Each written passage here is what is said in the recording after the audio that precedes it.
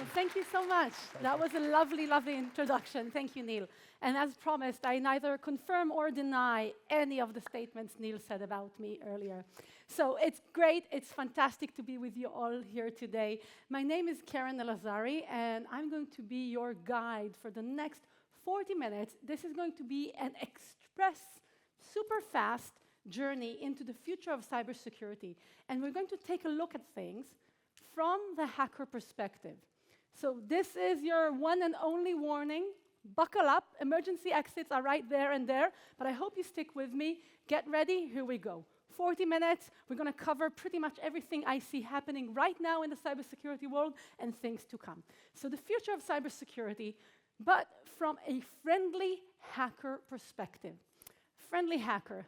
That might raise a few eyebrows. Well, I promise, by the time we're done with this talk, you'll feel like you know more about hackers than you ever wanted to know. In fact, I promise this presentation is going to be funny or your Bitcoin back. But first, you have to give me some Bitcoins, all right? By the way, did you see that other hacker? I guess he ran somewhere. All right, so I've got some more jokes coming up. Make sure to laugh, because I have an AI writing my jokes for me. And if you don't laugh, the AI gets fired. And nobody wants the AI to get fired these days. Of course not. By the way, friends upstairs, I'm counting on you. Damon, I want to hear that loud laugh throughout the entire presentation, or else I will get to you. So I know this might seem scary, but a hacker can also look like this or this. So this is an illustration photo of what I looked like getting my first start in the hackers world. I was an incredibly curious, geeky young girl growing up in Tel Aviv, Israel. And in fact, let's be honest, since I want you to trust me, here's an actual photo from the yearbook of my school. And yes, I did show up to school that day. I was there with all of my friends. But it's going to be a little bit difficult for you to find me on that big screen, even though this is, by the way, one of the largest, if not the largest, single-screen theater in the UK. Iconic location, fabulous location. Meanwhile, some of you are looking at me, and you're looking up there, and you're going, where is Keren? Where did she sit that historic day? Well, that's me. Indeed. So much of a nerd, I looked like a little boy, and even for the school photo, I wore my state-of-the-art 1993 Sony Walkman, because technology was my best friend. And I spent so much time, so many hours, in my imaginary worlds at the library, reading science fiction and comic books, and on the internet.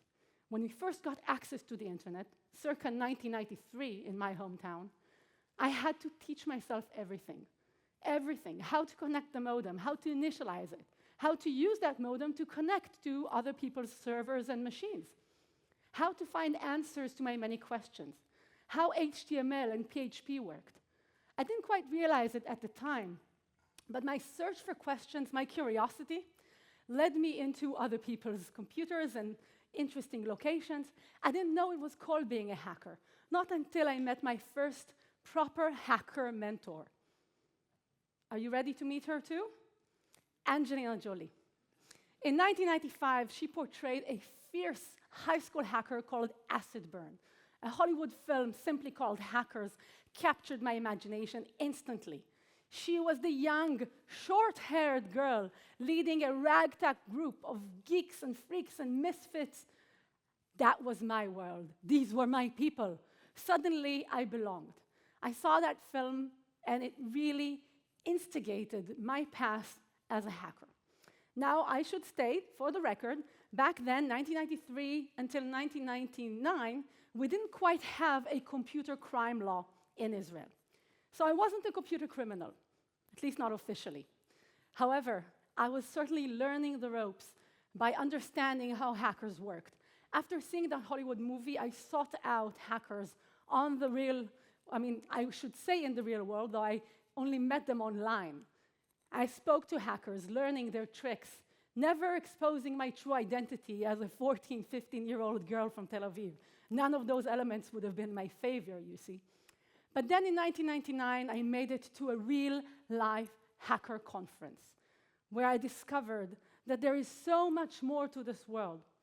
In the 25 years since then, I've gone on an incredible journey working with American and Israeli security technology companies, working with Fortune 500 companies, working for AT&T. So for a certain time, between 6 p.m. and 9 a.m., I was network operations for AT&T in Israel. So it was a very scary time for everybody involved, including myself. I worked for some leading Israeli startups and technology companies and think tanks, as well as doing my time serving in the Israeli military with the Operational Security Department of the intelligence branch. Back in 2007, I got my CISSP, which is a diploma or a guild membership, if you will, for certified information security professionals. So this is my puzzle, and by this point, I hope you'll trust me a little bit more when I invite you to join me on this journey in the world of cybersecurity. I'm known in this world not as Keren Elazari, but as K3, R3, N3. I spell all of my E's with threes. K3, R3, N3. Feel free to reach out to me afterwards, online, in the darknet, or send me a fax. I'm kidding, please don't send me a fax. Only my mom sends me faxes. True story. So back in 2014, I was lucky enough to share my message that hackers can sometimes be the immune system for our new connected age. But you're still skeptical. So let me show you why we need to learn from hackers, why you can't afford to miss this opportunity right now at this inflection point to understand what hackers are doing, what friendly hackers are doing, what bad guy hackers are doing. Let's start with the bad guys, because they're really interesting. Let's start with what I like to call malicious innovation, which is how criminals are continuously evolving and changing. Now, perhaps the most successful form of cybercrime at the moment is ransomware. In fact, according to analysis of blockchain data from cryptocurrency transactions, we know that last year, 2023, ransomware operators walked away with $1 billion in revenues from ransomware operations. Why is it so successful? Well, let's look at the top 3 operators. This is the most recent snapshot of the ransomware market share, if you will. And we're going to take a look at the top 3 from Clop, AlphaV, and Lockbit.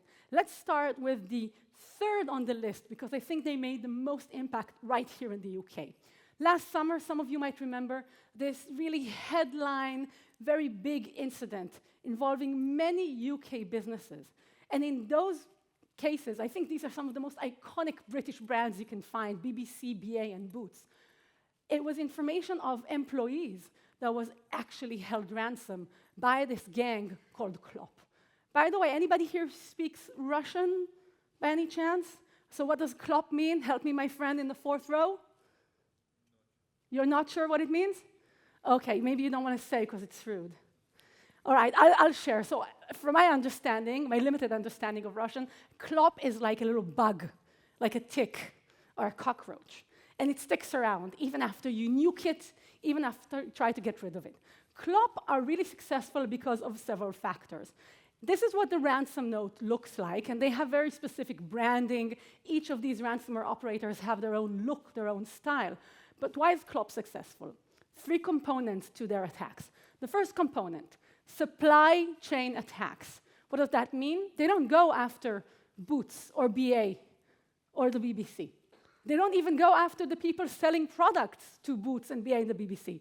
They go after the software and the communication providers selling products and services to the people selling products and services to all of these big brands. So number 1, it's supply chain attacks. That makes them really successful. Number 2, they don't always encrypt data. Sometimes they just straight up steal the data. Why waste time and maybe cause a big impact on the network leading to detection when you can just straight up steal the data?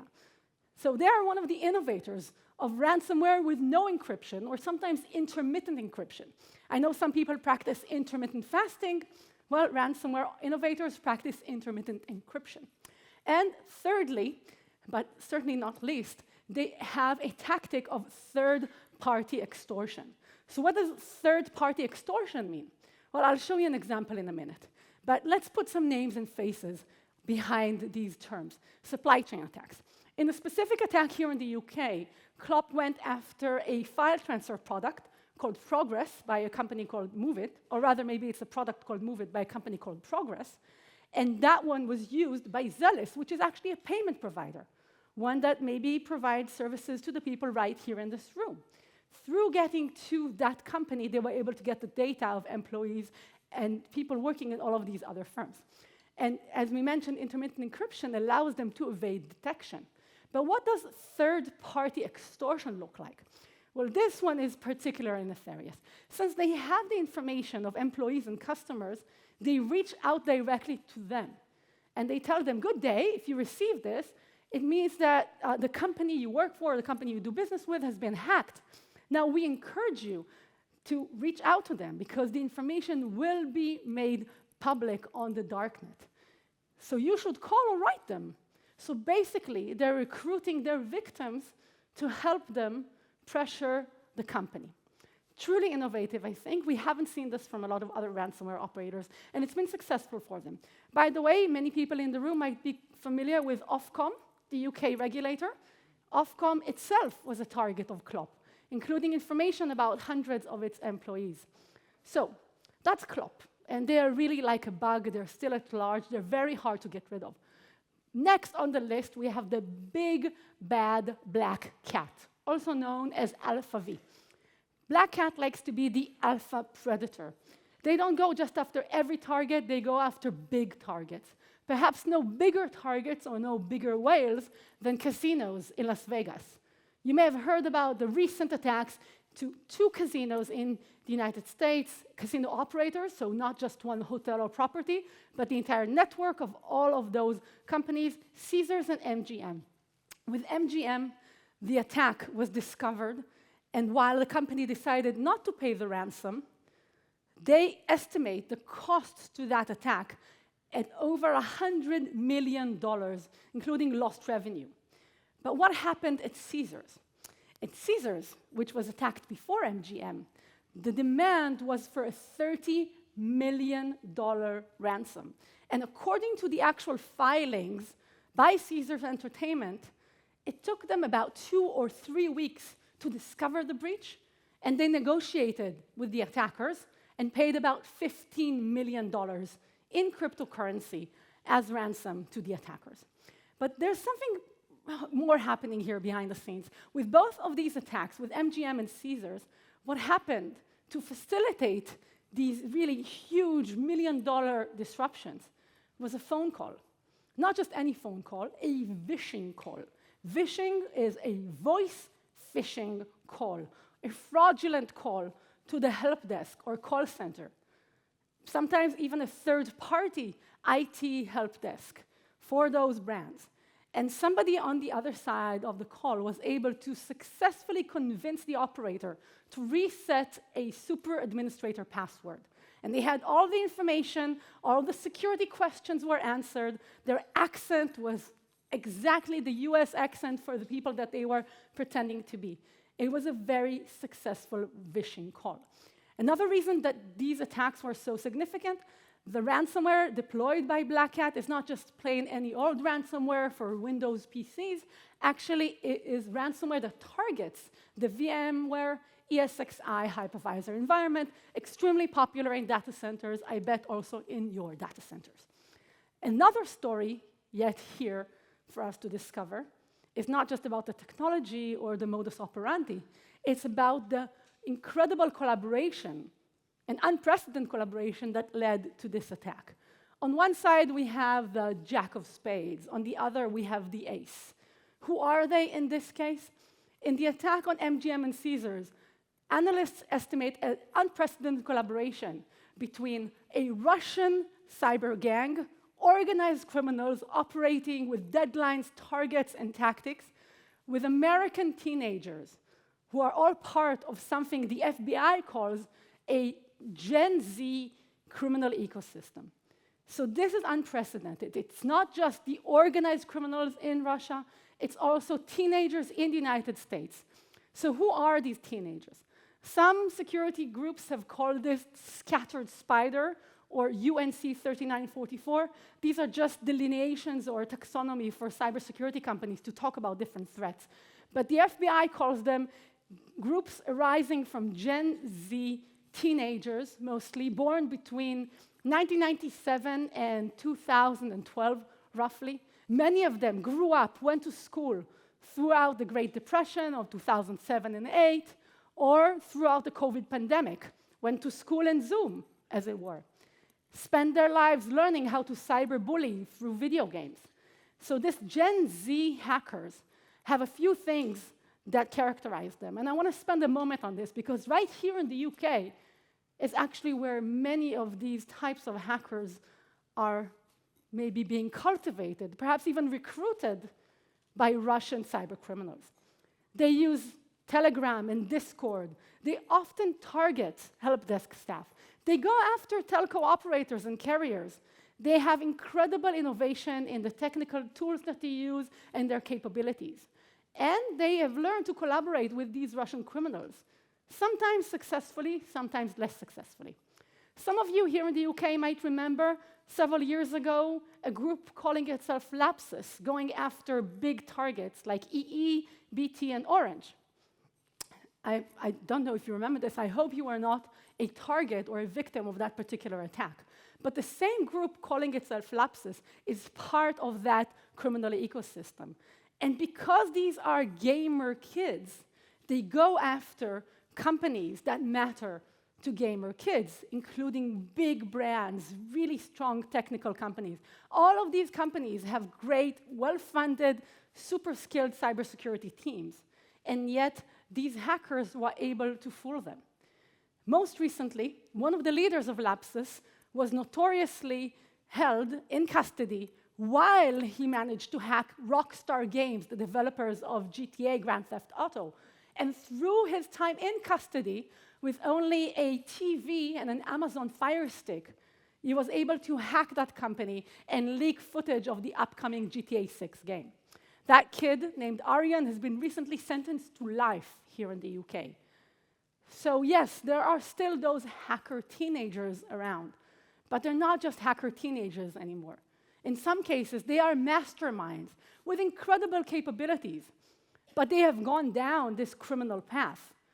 They weren't as lucky as I was to go on a more friendly, productive path.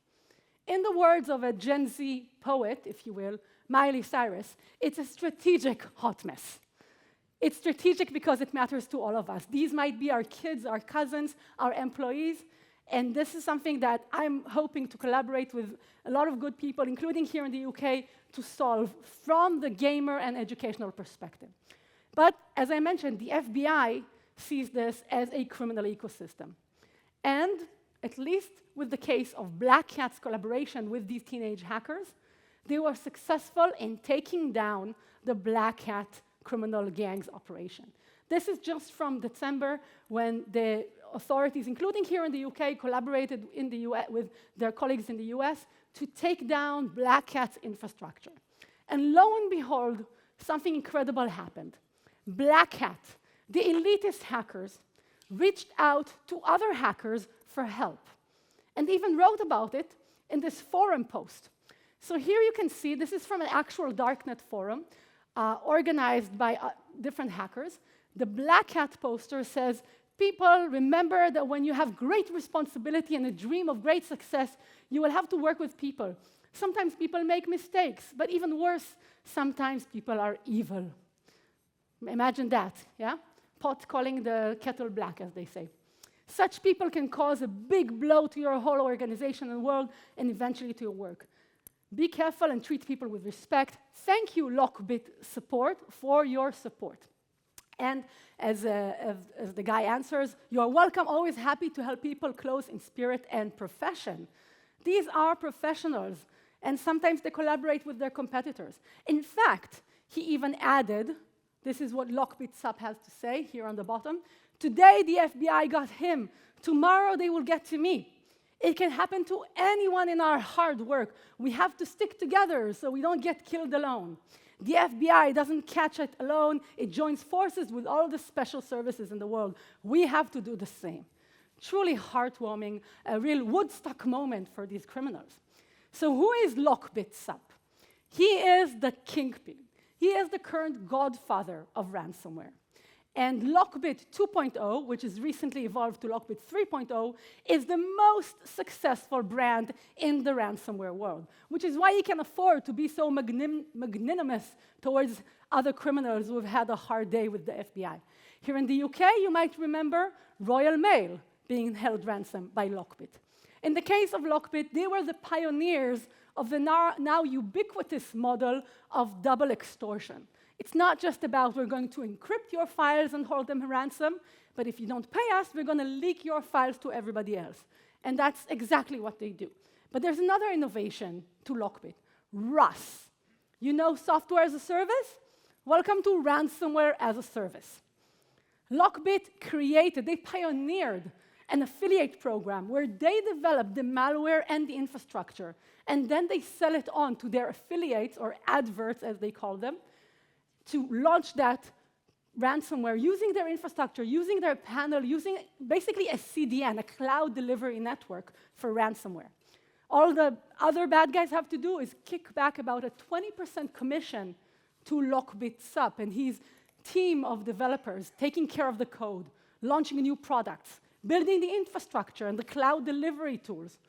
So here's what a Lockbit ransom note looks like. You'll notice this is the actual wallpaper of a computer, so they replaced the wallpaper with their ransom notification. They already put in the links and the shortcuts to the Tor browser so that their victims can log on to the darknet and communicate with their assailants and hopefully pay the ransom. Now, this is a really big screen, but let me blow something up for you bigger, because this is really crucial. Remember, this is the note that goes on machines that have been infected already by ransomware. Would you like to earn millions of dollars?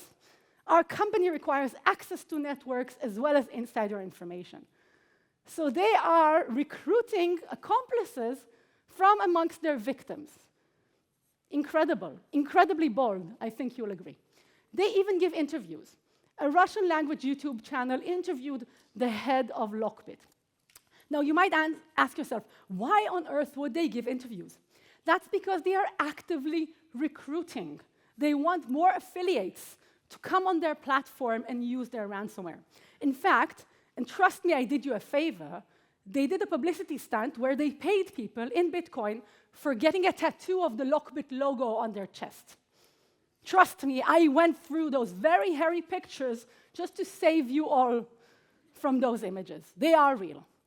But all jokes aside, Lockbit has been so successful as they launched attacks really against some of the biggest companies in the world.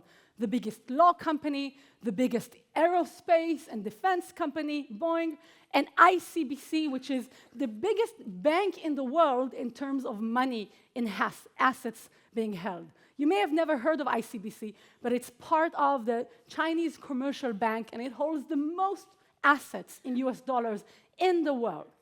So it's no surprise at all, Lockbit, which is marked in red. Again, this is information from Chain Analysis, which is a company specializing in analyzing information from the blockchain, from actual cryptocurrency transactions.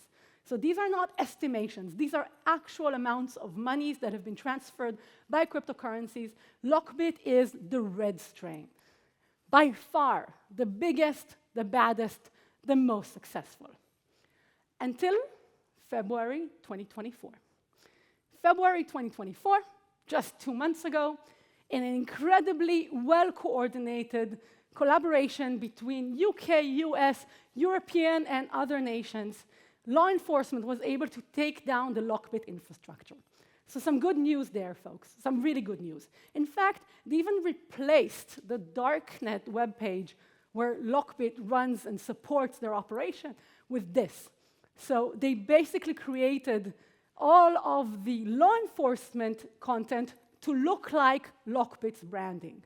And I thought it's a bit of humor, a bit of cleverness on the side of the Brits and the Americans who designed this. So if you're curious to learn more, you can look it up, including the National Crime Agency here in the UK. They collaborated and participated in this incredible law enforcement operation, including, ladies and gentlemen, and those up there in between, a $10 million bounty on the identity of Lockbit Sup, aka the Kingpin. Is he here among us in the room? Is he a he at all? Who knows? Very, very interesting. So while you might sit there comfortably eating your popcorn and thinking, oh gosh, okay, we can relax. Black Hat has been arrested, Lockbit has been taken down. Not so fast, my friends. Since February, Lockbit and his fellows have had a chance to reorganize, rebrand, reinvent themselves. Meet Dark Vault, the latest generation of Lockbit. Notice the cute logo with a cat, maybe referencing the Black Cat people that he just helped just a few months ago, perhaps a new collaboration. In fact, according to some threat intelligence from people in the criminal underground reaching out to the people at Lockbit to see what they're doing, here's the latest news. This is just from earlier this week. I looked it up. So this team called VX Underground, who have been publishing some fantastic, great technical security research. Today, we decided to check in with Lockbit ransomware. The Lockbit ransomware group administrative staff informed us that they are actively working on several new projects. Most notably, they have developed new ransomware payload that specifically targets Nutanix. For those unaware, Nutanix is a very popular piece of software and technology environment specifically used for cloud operators and in data centers. So if you don't know about any Nutanix instances in your environment, maybe it's a good time to be more vigilant about that. So considering what I told you about these cybercriminal gangs, they are not just competing, they are continuously evolving. The last few years, certainly since COVID, has been a criminal renaissance. And traditional organized crime that was taken off the streets by COVID invested into these operations. There's a building in St. Petersburg, some people call ransomware HQ. So, what do these people do? Well, they have a constant evolution of their product, active recruitment of affiliates, of new victims or new organizations to target, double and triple extortion threat, not just encryption, sometimes it's straight up threat. Ransomware as a service and affiliate programs, of course, a big part of their success. Fast and wide exploitation of any new vulnerability or technology that can get them into their targets. And of course, co-opetition or competition whenever is appropriate. If we were in Silicon Valley right now and I was describing this as a business model to a venture capital fund, they would call it fearless innovation. And they would have their checkbooks or their Bitcoin wallets ready to pay me or invest in this endeavor. So our lives as defenders just got a little harder. We are Mario. By the way, did you know this is how Mario got his start? Before he was Super Mario, he was just a humble plumber fighting Donkey Kong, the gorilla that was sending down barrels of flaming oil down. So this is humble Mario, and that's us right now. However, criminal operators are faster and bolder than ever. And I haven't even said the G word yet. G for generative AI, right? How can we even spend an hour in this day and age without talking about the impact of AI? If you think AI is going to impact your business, welcome to the world of criminals who have already adopted AI and generative models 3 or 2 years ago. You are all familiar with GPT, Generative Pre-trained Transformer, and the ChatGPT product, but are you familiar with the malicious cousins of ChatGPT? Dark Bard, Dark GPT Bot, Worm GPT, Threat GPT, XXX GPT, Wolf GPT, Fraud GPT, and Spy Eye? Perhaps have you had a chance to take Predator AI for a run? This is an AI specifically designed to identify servers and cloud infrastructure that might have vulnerabilities in it. And the people who develop these tools are putting them out there as research. This guy even put in a little copyright protection note and asking for people to respect his work. I definitely respect his ASCII art up there on the top. As a very frustrated ASCII artist myself, I think that's really cool. But what's happening here is that the technologies, the tools, the capabilities are out there. They are being experimented on and played with by mostly bad guys who tend to be extremely early adapters of any new technology. So why is generative AI and hackers such an incredible love story? If we think about the classic ways that organizations get hacked, that you might get hacked, we have three major attack vectors. The first is phishing.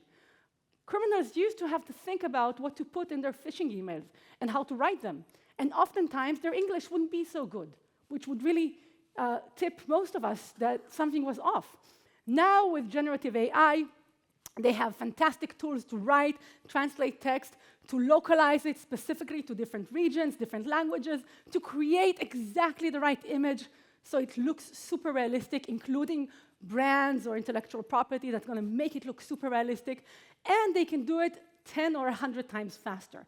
A recent study by IBM X-Force, led a team of humans and a team of just regular employees using GPT. They gave them both the same task, a team of hackers versus humans using GPT, create a phishing campaign from start to finish and send it out into the world. The human team took about 16 hours, and they got about a 10% click-through rate into their phishing emails. The team using AI and GPT, it took them about 10 minutes, and they got an 11% click-through. And they did it about 100 times faster. So this is one part of the story. The next vector that bad guys get in is with your passwords, with your credentials, with your access details. Again, generative AI is helpful throughout the password cracking and hacking ecosystem. Thirdly, direct attacks, exploits, and malware that directly attempts to exploit connections into your network. Again, generative AI and automation is helpful in scanning, exploitation, malware creation, and command and control infrastructure. And I haven't even said a word about the deep fakes. A very famous story right here in the UK tells us of a British UK CEO of an energy company who got an email and then a phone call from his German boss. The email and the phone call asking him to urgently transfer $240,000 to the account of a Hungarian sub-provider of theirs. The boss sounded just right with his German accent, all the details, the email, the name, everything was correct. Only, of course, it was a fraud. It was a deep fake. And the money is gone. Now, when do you think this happened? Yesterday? Last week? Newsflash, it happened in 2019. So this is the first such case of deepfakes being used for active fraud by criminals. First such case successful 5 years ago. What do you think they've done in 5 years? Rested? Drank champagne? No, they've evolved. And they started using it more and more and more. This is a bit of a statistic about the rise of that kind of deepfake identity-based fraud. I recommend you educate yourself on this because it's not going to go away. In fact, just a few weeks ago, I believe, in Hong Kong, the same thing happened for a multinational company. In this case, it's about 200 million Hong Kong dollars, which, if I got the exchange rate right, is between 20 and 25 million pounds. And in that case, it was a video conversation. I don't know which video platform, and when I heard about the story, I was dubious. So I looked up the actual press conference by the actual cyber cop or the law enforcement official in Hong Kong talking about that attack. So I verified that story. This is what you are going to deal with. This is what we're all going to deal with large language models and generative AI models really being used creatively and freely by bad people, and not just by criminals. OpenAI, the makers of GPT, recently released this report where they highlighted that specific nation-state adversaries, specific countries, were using GPT to conduct reconnaissance, intelligence, and development of malicious tools. They also named the countries, perhaps not a surprising list of countries. You can read the whole report. It was released by OpenAI and Microsoft. So remember poor little Mario before he became super? Now everything has to happen 1,000 times faster. And we are Mario, my friends. I don't know if you grew up playing Mario, but I definitely did. And that's one thing that we really have to focus on. Because what these bad guys are after, it's not our credit card numbers or our files or even wire transfers. In many cases, what they impact, criminals and nation-state attackers, they're really impacting our trust, our ability to trust in one another, our ability to trust in technology. And for humanity to thrive in the 21st century, the information age, we have to build that trust. And this is where, my friends, you are in luck. Because guess what? You are the ones at the gate. You are the ones, carriers and telecommunication providers. You have the best visibility, the best capability to do a lot more, to stop, to identify, to make life harder for these bad guys. So here follows a few recommendations of mine of what you should focus your time and your energy next if you want to fiercely protect your networks and the people who rely on you. Where will you find the most return on your security investment? Number one, yes, I think you should invest and consider how automation and AI can play into your operations. And it doesn't necessarily mean a huge money investment. It's a time and energy investment to make sure your people can collaborate with AI instead of fighting against it. You notice how at first glance it looks like the lady and the robot are fighting for supremacy? Maybe they're collaborating too. If your team can have that point of view, you will be poised for success. If you can use automation to take away difficult, everyday security decisions, you can make life easier for your people and safer. And you can make life a lot harder for the bad guys. So these are the places where I think automation and AI can bring you more impact. Yes, granted, it's a balance between a science and an art. The science of old school fundamental cybersecurity practices like the zero trust paradigm and other great recommendations, with the art of how can we play around, how can we bring in automation and AI to help us. My next recommendation, think about something called threat modeling. This is a practice that's really quite common in the security industry, where you think about what would a threat to my specific network, to my environment, look like. And bear in mind, carriers and telecommunication providers are a threat magnet for bad guys. Criminals and nation states love you, and they love hacking you, because that's how they get to their next target. So think about that. Now, as you think about that, the best way to get a better understanding is to improve your visibility. Because there's really nothing you can do to improve your security posture if you don't know what's what and who's where. Same way that you can't take off from the runway, you can't protect what you don't know. So a very popular practice right now is something called attack surface management. And this is really something that more mature, more sophisticated security operations should give you. Something to think about. If you want to play around a little bit and understand what visibility really means from the hacker perspective, take a drive or a look at something called Shodan. Anybody here use Shodan before? A few hands, just a few up there, my friends. You still with me? In the cheap seats? I'm kidding, all the seats are the same cost. So Shodan is a search engine that allows you to identify any type of connected device, be it a server or an IoT device or a complete energy infrastructure. If it's connected, if it's exposed, Shodan will find it. I absolutely recommend you take a look through this engine to understand how bad guys can look and find and understand your environment. Because if bad guys know your environment better than you do, you don't really have a fighting chance. Now, how can we even the odds? Bring in the hacker perspective. Learn to work with hackers, with security researchers, with friendly hackers and ethical hackers, with penetration testing services and red team services. Learn to embrace the same, basically, principles that all Silicon Valley giants have understood for a decade. Through bug bounty programs and vulnerability disclosure programs, all of these household brands have learned to actively work and engage the help and the attention of friendly hackers and security researchers. I can tell you for a fact, there's more than 1 million friendly hackers out there. I know because I meet 30,000 of them every summer at DEF CON, the world's largest hacker convention in Las Vegas. And I know they're all over the world because back home in Tel Aviv, I run B-Sites Tel Aviv, which is Israel's largest hacker community and the Leading Cyber Ladies, which is a global organization for women in cybersecurity. Some of them are even here with us in the room today, right? Yeah, okay. Thank you.